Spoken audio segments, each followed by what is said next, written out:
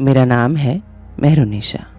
आज की यह कहानी एक छोटे शहर के खुशहाल दंपत्ति की है, प्रतीक और प्रतिज्ञा। प्रतीक बहुत महत्वाकांक्षी है, तो वहीं प्रतिज्ञा बड़ी शांत स्वभाव की है, बहुत सुलझी हुई लड़की है।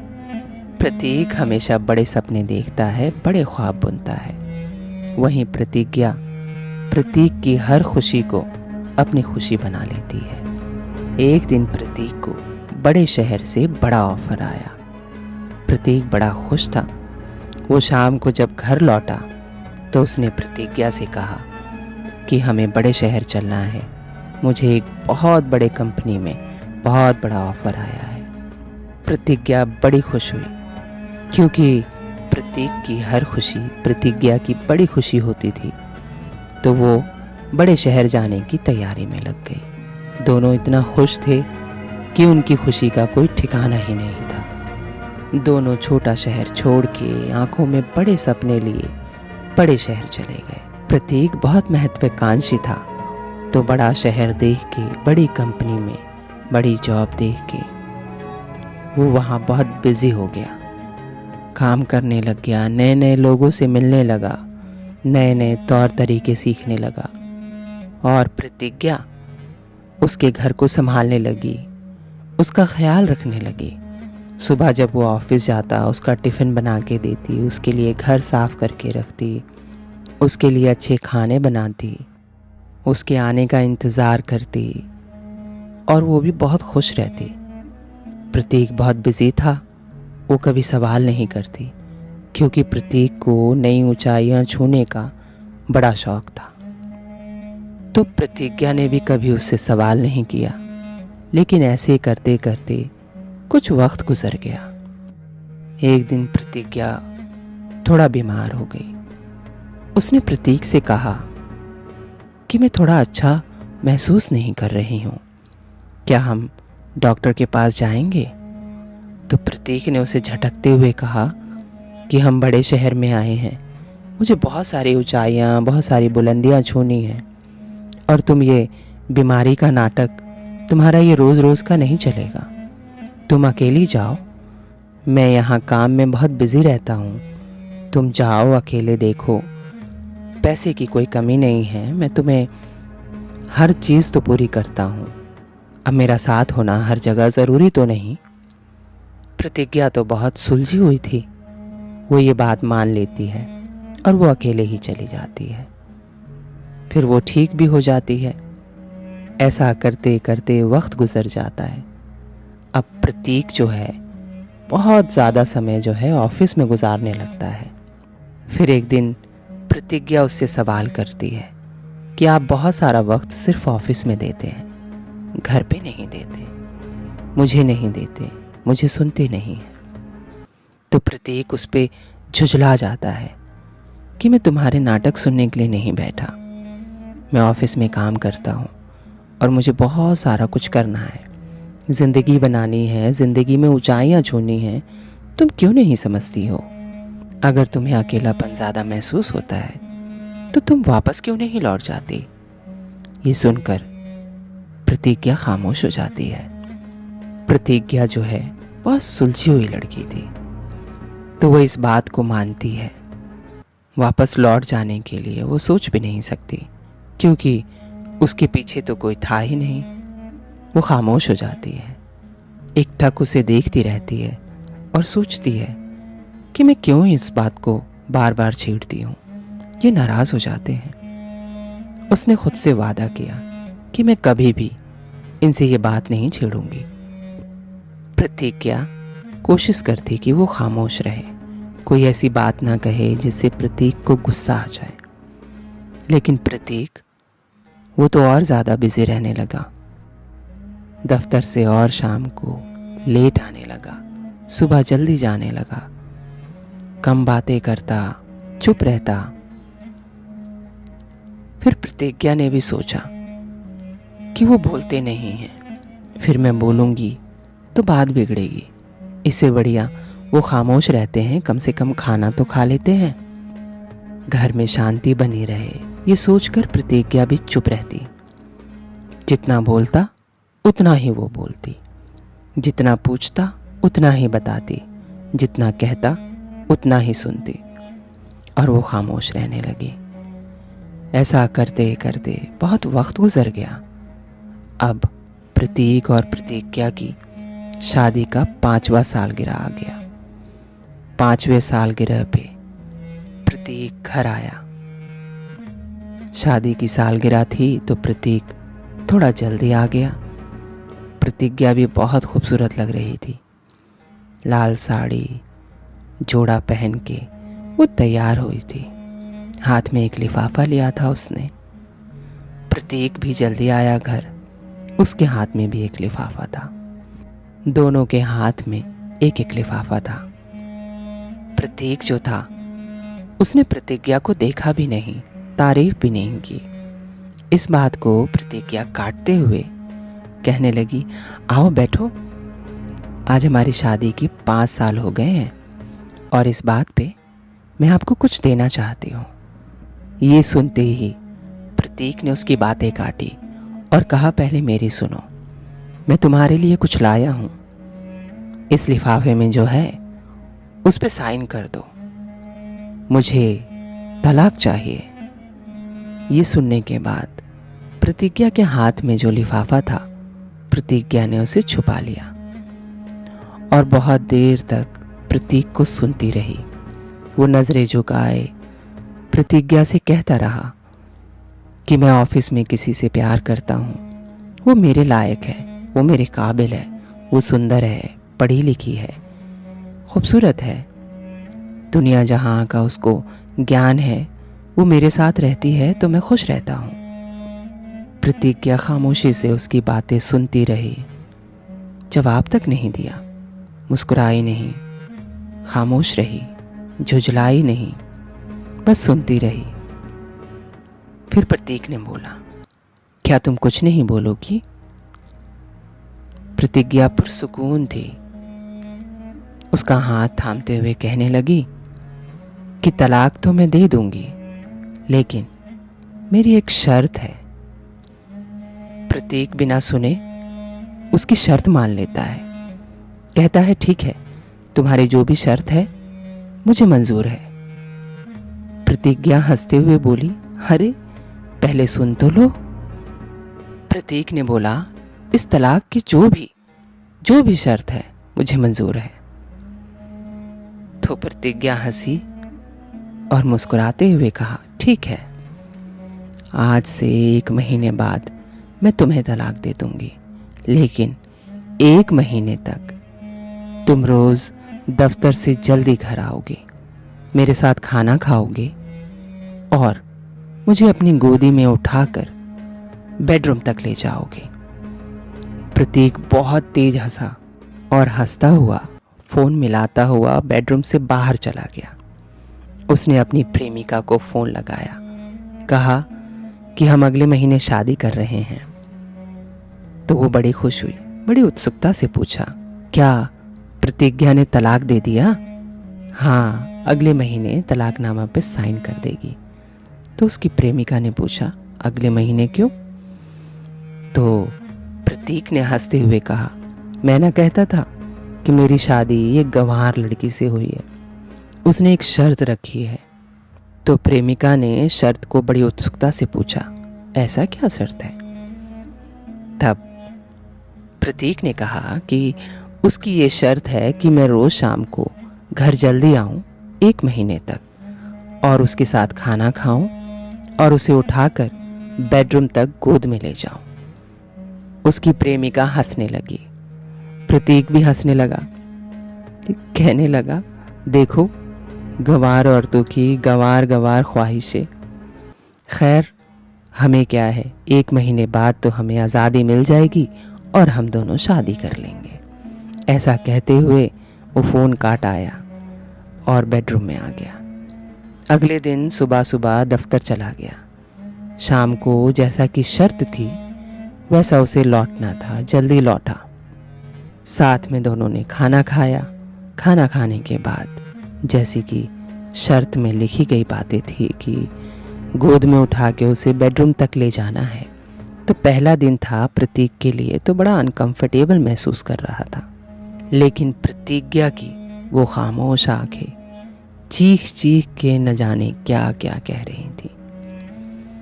वो मुसलसल उसकी आंखों में झांक रही थी, उससे बातें करने की कोशिश कर रही थी, लेकिन प्रतीक तो उसकी तरफ देख भी नहीं रहा था। जैसे कि शर्त थी, उसे बेडरूम में लिटाया और लिटा के बाहर आया और उसने अपनी प्रेमिका को फ़ोन लगाया।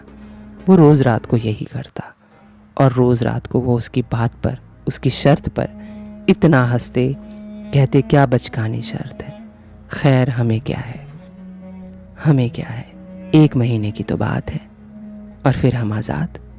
इस तरह की वो बातें करते, रोज़ हंसते उस पे, रोज़ रोज़ यही बात होती। ऐसे ही 2-4 दिन 10 दिन गुजर गए। आज 10वां दिन था जब उसे प्रतीक अपनी गोदी में उठा के ले जा रहा था बेडरूम तक।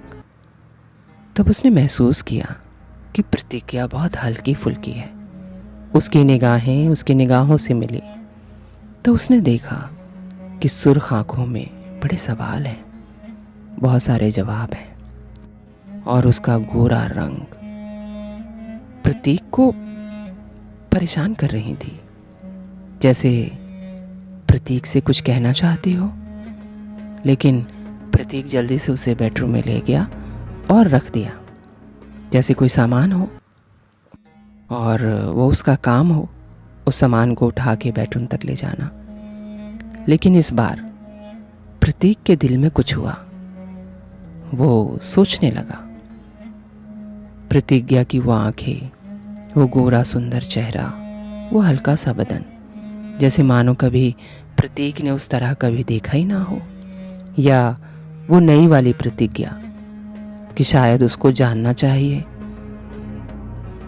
आज वो कॉल करने लगा अपनी प्रेमिका को, तो फोन जैसे लग नहीं रहा था, लेकिन उसने खुद को इसलिए तैयार किया कि वो मेरी प्रेमिका है। उसने कॉल किया। आज वो प्रतिज्ञा की बातों पर हंस नहीं रहा था, मुस्कुरा भी नहीं रहा था, बस उसे शायद फोन रखने की जल्दी थी, लेकिन अपने दिल को ये समझा रहा था कि जिसे मैंने चुना है वो ज़्यादा अच्छी है। प्रतिज्ञा का ध्यान उसको बार बार आ रहा था कि वो इतनी खूबसूरत है, उसकी आंखों में इतने सवाल क्यों हैं, क्या मैं गलत कर रहा हूँ, क्यों मुझे अपनी खुशी नहीं ढूंढनी चाहिए, अगर मैं अपनी खुशी ढूंढ रहा हूँ तो मैं गलत क्या कर रहा हूँ। इतने सारे सवाल और उसका जवाब सिर्फ प्रतिज्ञा की आंखों में थे, लेकिन प्रतीक के ज़हनो गुमान पे तो वो और उसकी प्रेमिका छाई हुई थी। वो उसकी आंखों के सवालों का जवाब देना और लेना तो चाहता था, लेकिन शुरुआत खुद से नहीं चाहता था। ऐसा करते करते 15 दिन हो गए, लेकिन अब प्रतीक को प्रतिज्ञा की वो आंखें और वो चेहरा मुसलसल याद आने लगा। वो सुंदर चेहरा, वो सुर्ख आंखें और आंखों में हजारों सवाल, हजारों जवाब। अब ऑफिस में वो प्रतिज्ञा की कम बातें करता, बचता था उसका मजाक उड़ाने से, उसकी बातें करने से, और अब उसे शायद घर जाने का इंतज़ार होने लगा। वक्त देखता कि शाम हो गई है, मुझे घर जाना है। अब शायद प्रतिज्ञा उसे याद आने लगी। ऐसे ही करते करते 20 दिन गुजर गए। अब प्रतीक के दिल में प्रतिज्ञा के लिए एक अलग सा प्रेम महसूस कर रहा था, लेकिन वो ये जताना नहीं चाहता था, और ना वो चाहता था कि ये प्रेम जागे। शायद वो चाहता ही नहीं था कि वो प्रतिज्ञा के साथ रहे। वो अपने आप को मनाता, कहता कि मैं बड़ा हासिल करने के लिए बना हूँ और मेरा हासिल मेरी प्रेमिका है।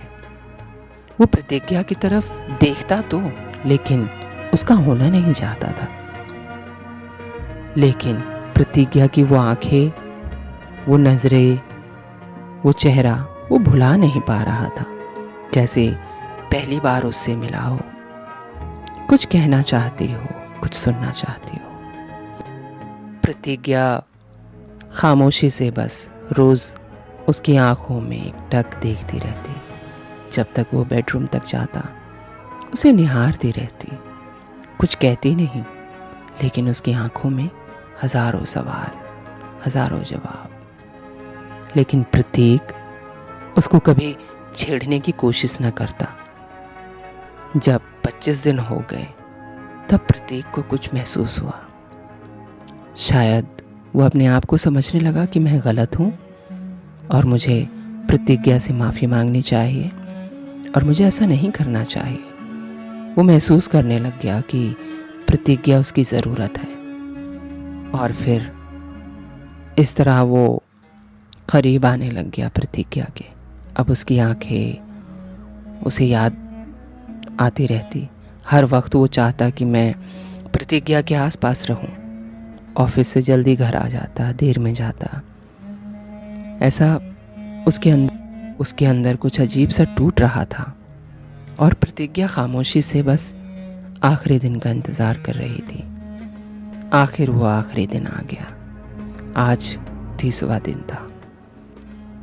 आज प्रतिज्ञा जो है दुल्हन की तरह तैयार हुई थी। बहुत खूबसूरत लग रही थी। बालों में गजरा, आंखों में कजरा, लाल साड़ी, बहुत सजी हुई थी वो, मानो जैसे आज ही उसकी शादी हुई हो। प्रतीक भी पहले घर आ गया और प्रतिज्ञा के हाथ में वो लिफाफा था जो उसे वो शादी की सालगिरह पे देना चाहती थी। और प्रतीक उसके हाथ में लिफाफा देख के डर गया कि कहीं तलाक ना हो इसमें, क्योंकि अब वो उसे तलाक नहीं देना चाहता था। वो अपनी गलतियों की माफ़ी मांगना चाहता था। अभी प्रतीक उससे माफ़ी मांगता, कुछ कहता, उससे पहले प्रतिज्ञा ने कहा, आज नहीं, आज मुझे कहना है। उसके हाथ में लिफाफा थमाते हुए दूसरा हाथ उसके होंठों पे रख दिया। कहा, आज तुम खामोश हो जाओ, कुछ ना बोलो। ये कहते हुए प्रतिज्ञा उसकी बाहों में लिपट गई। सिमटती सिमटती आंखें बंद करने लगी और उसे इशारा किया कि लिफाफा खोलो और उसे पढ़ो। तो जल्दी से जब वो लिफाफा खोलने लग गया, डरा हुआ था, उसकी आंखें नम थी। बस वो ये देखना चाह रहा था कि अगर उसमें तलाकनामा हुआ तो वो उसे फाड़ देगा, लेकिन उसमें तो तलाकनामा था ही नहीं। उसमें तो चंद डॉक्टर की पर्चियां, टेस्ट और एक खत था। जैसे ही उसने खत उठाया, प्रज्ञा की आंखें बंद होने लगी। उसने खत पढ़ना शुरू किया। खत में लिखा था, प्रिय प्रतीक, तुम्हारे साथ इतने साल गुजारे, बहुत खूबसूरत गुजरे। हमने साथ साथ बहुत सारी कामयाबी और बहुत सारी खुशी बांटी, लेकिन ये बड़े शहर की हवा मुझे रास नहीं आई। मैं कुछ अरसे से बीमार चल रही हूँ और टेस्ट कराने पर डॉक्टर ने मुझे बताया कि मुझे कैंसर का आखिरी स्टेज है और मैं बच नहीं सकती। मैंने तुम्हें बताने की बहुत कोशिश की। कई बार इसे बताने की वजह से हम झगड़ भी लिए, पर तुम इतना व्यस्त थे कि तुमने सुना ही नहीं। लेकिन हाँ, शादी की ये सालगिरह, लेकिन मैं डॉक्टर से मिलती रही और कोशिश करती रही कि सब ठीक हो जाए, लेकिन डॉक्टर ने मुझे जवाब दे दिया, अब मेरे पास वक्त नहीं है और जो भी बचा हुआ वक्त है वो मैं तुम्हारे साथ बिताना चाहती हूँ। कुछ 1 महीना बचा है, उसमें तुम्हारी बाहों में रहना चाहती हूँ। बस यही लिखा था खत में। प्रतीक उस खत को मुसलसल पढ़ता गया, रोता गया, अपना सर पीटता गया। जब उसने प्रतिज्ञा को देखा तो प्रतिज्ञा तो नहीं थी, वो चली गई थी। वो उसे चिल्ला चिल्ला कर जगा रहा था, चीख रहा था, उसे हिला रहा था, लेकिन प्रतिज्ञा तो थी ही नहीं। प्रतीक अपना सर पीटने लगा और पागल हो गया।